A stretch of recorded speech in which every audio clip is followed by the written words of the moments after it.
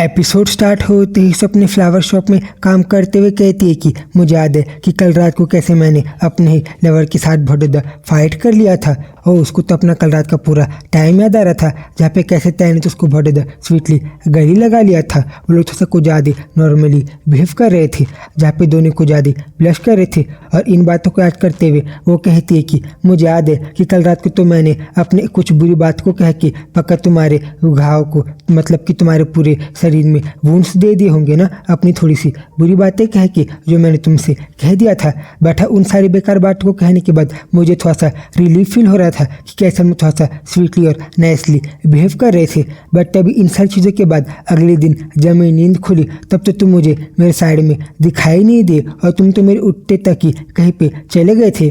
और वेल ऐसा first time हुआ था कि जब हम लोग ऐसे बिहेव किए उसके बाद तुम मुझसे बिना कुछ कहे तुम तो कहीं पे चले गए हो। और वेल तुम क्या इतना बिजी थे कि तुमने मुझसे कुछ कहा ही नहीं। मैं तो थोड़ा सा कंफ्यूज ही थी कि भला तुम्हें हो क्या गया। और वेल यहाँ पे मेरे काम में आने के बाद जब मैंने तुम्हारा मैसेज देखा तब तो तुम्हारा मैसेज भी वो तो कुछ ज़्यादा कोल्ड था जहाँ पे तुमने मुझसे कहा था कि क्योंकि मैं कहीं पे बाहर जा रहा हूँ इसलिए टाइम डिफरेंस होने के कारण हम लोग ज़्यादा एक दूसरे के साथ अगर कोई इम्पोर्टेंट बात ना हो तो हम एक दूसरे के साथ बात नहीं कर पाएंगे, जिस पे मैंने तुम्हें हैव अ सेफ ट्रिप कहा था।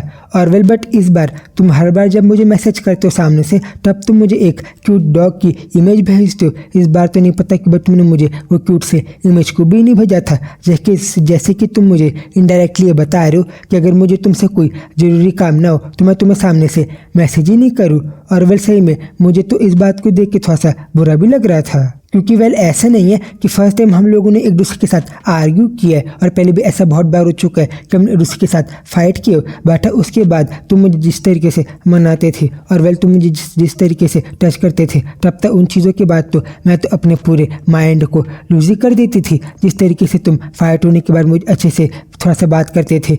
और वेल लास्ट टाइम ऐसा हर बार नहीं होता कि हम लोग एक दूसरे के साथ इतने देर के लिए दूर रहते हो। और वेल मुझे वो पुरानी पास्ट की बात याद है जब कैसे काउंटलेस इवेंट हुए थे, जब कैसे भी होता है तुम मुझे ज़्यादा देर के लिए अकेला नहीं छोड़ते थे और वेल कुछ भी हो जाए बट तुम मुझे हर्ट होने नहीं देते थे।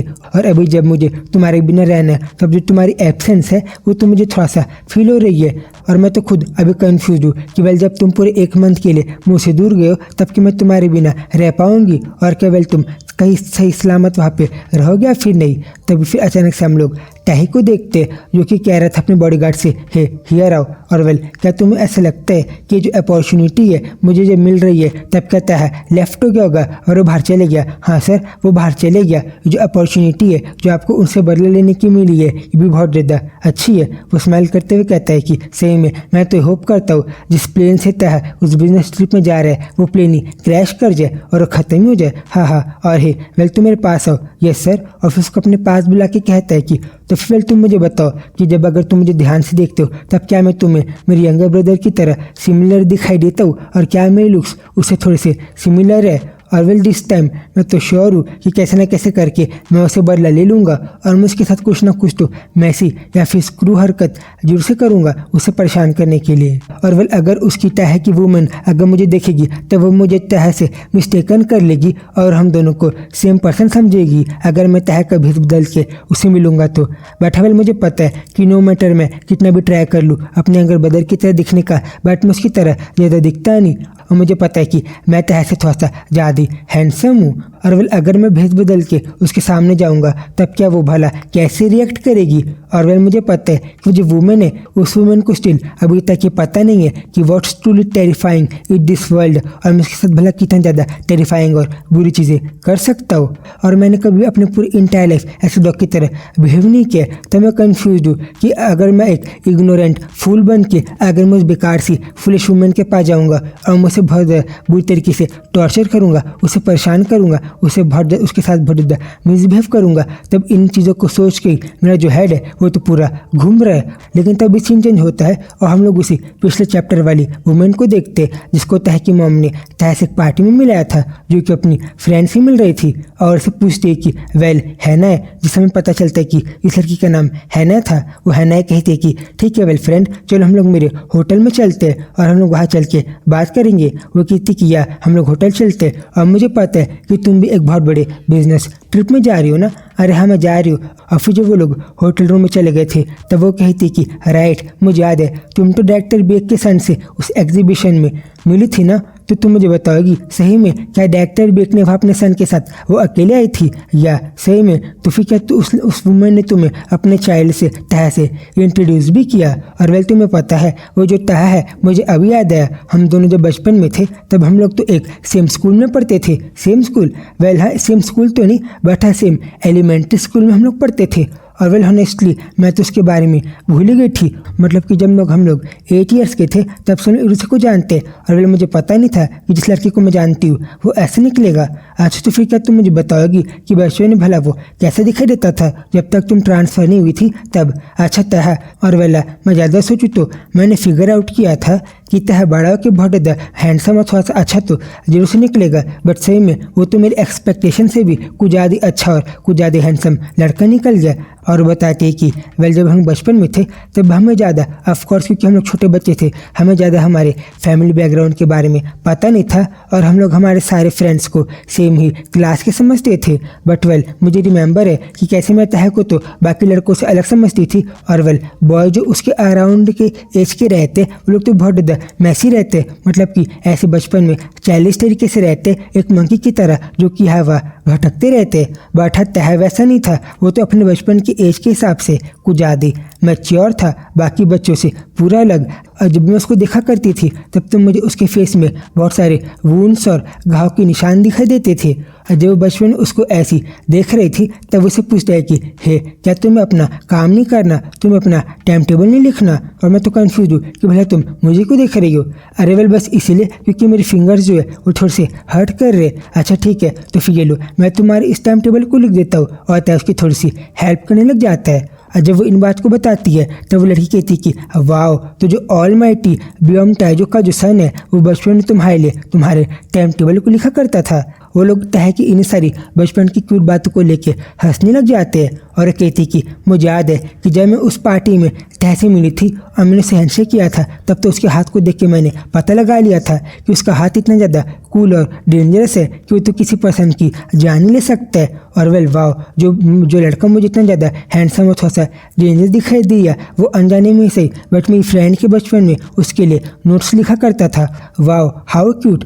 तभी वो पूछती है कि तो वेल अभी तुम जो बिजनेस ट्रिप में जा रही हो तब पक्का वहाँ पे तुम्हें तह भी मिलने वाला होगा ना, तो क्या मैं उसे मिल सकती हूँ? क्योंकि मैंने उसे बचपन में कभी अच्छे से हेलो नहीं किया था, मैं उससे ज़्यादा बात नहीं कर पाई थी।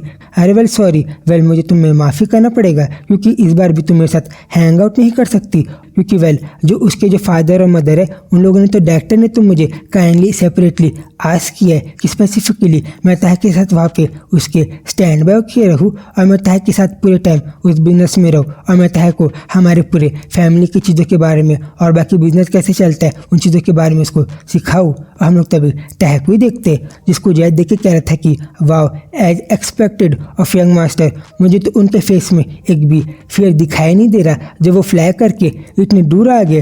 तो मैं कंफ्यूज हूँ कि सारे जो रिच फैमिली के बच्चे रहते हैं वो लोग सारी चीज़ों को ऐसी प्लान करके जाते हैं, वो लोग ऐसे भटोदा हमेशा ही कूल रहते हैं। तभी पूछता है कि वेल जय तुम मुझे बताओगे कि भला तुमने मुझे यहाँ पे भले दूसरे कंट्री तक भले क्यों फॉलो किया, तुम मेरे पीछे पीछे यहाँ पे क्यों है?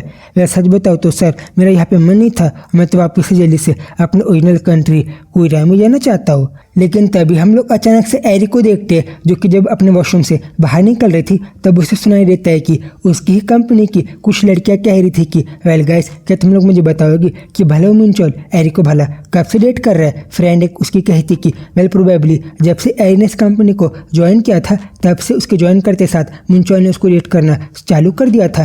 और वेल एज एक्सपेक्टेड ऐसा तो होना ही था ना, क्योंकि मुंचोल जो है वो तो लुक्स में इतना अच्छा जो दिखाई देता है। बट तभी वो लड़की वो कहती कि वेल पर्सनली मुझे एरी के बारे में उतना कुछ खास और प्रिटी नहीं दिखाई देता और वेल मुझे पर्सनली एरी उतनी कुछ प्रिटी दिखाई नहीं देती। अरे वेल कम ऑन, वो प्रिटी तो जरूर से है। और वेल तुम्हें पता है ना कि जो एरी जो है वो यंग है और मैन लोग के लिए अगर कोई वुमेन थोड़ी सी यंग रहती है तब तो ये चीज़ वो लोग के लिए डील ब्रेकर रहती है। वो लड़की जो मिंचल को पसंद करती है शायद से, वो कहती कि बट स्टिल यंग होने के तो अपने नुकसान भी है ना, जैसे कि यंग एज में एरी जितनी एज की है वो लोग तो नहीं पता क्यों बट मैरिज के बारे में सोचना चालू कर देते हैं, जो कि एक बहुत ज़्यादा इमेच्योर और एक किसी चाइल्डिश वुमेन की तरह बिहेवियर है। और वैसे में एरी की तरह जो लड़की है जो बहुत ज़्यादा अच्छी और गुड दिखाई देती है, वो लोग तो बस हुकअप करने के लिए बड़ी है, जब आप लोनली होते हो तब उससे कुछ ज़्यादा नहीं। दूसरी लड़की कहती है अरे बट म्यूचुअल जो है वो 34 ईयर्स का है, इस लेवल एरी और उसका अच्छे से जम सकता है। अरे वेल क्या पता, बट मैं कहूँ तो सच बताऊँ तो मुझे पर्सनली ऐसा लगता है कि सून जल्द ही एरी और उसका ब्रेकअप हो जाएगा और एरी ज़्यादा टाइम म्यूचुअल के साथ टिक नहीं कर पाएगी। बट जिसकी पहले को कुछ और कहे, एरी चिल्लाते हुए कहती कि हे यू बिच, वेल तुम्हारे क्या सारी बकवास बातें कहना हो गया सही में, यू क्रेजी बिच, और तो उसके ऊपर बहुत ज़्यादा चिल्लाने लग जाती है। तब इन सारी बातों को एक एम्प्लॉय जाके म्यूचुअल से कहता है कि हे म्यूचुअल मुझे तुमसे कुछ ज़्यादा जरूरी काम है। अरे वेल मैं भी लंच ब्रेक में हूँ, इस वेल अगर तुम्हें मुझसे कुछ काम करवाना है तो बता दूँ, मैं बाकी काम को बाद में करूँगा। अरे वेल नहीं, मैं तुमसे कुछ काम की मैटर में मिलने के लिए नहीं आऊँ, बट सही में ऑफिस में बहुत बड़ा तमाशा हो गया और ऑफिस में तो वर्क के टाइम में फाइट होने लग गया, इसलिए बहुत बड़ी प्रॉब्लम के कारण तुम्हें जल्दी से मेरे साथ बाहर आना पड़ेगा। वो कहते कि वॉट, भला ऐसा क्या हो गया।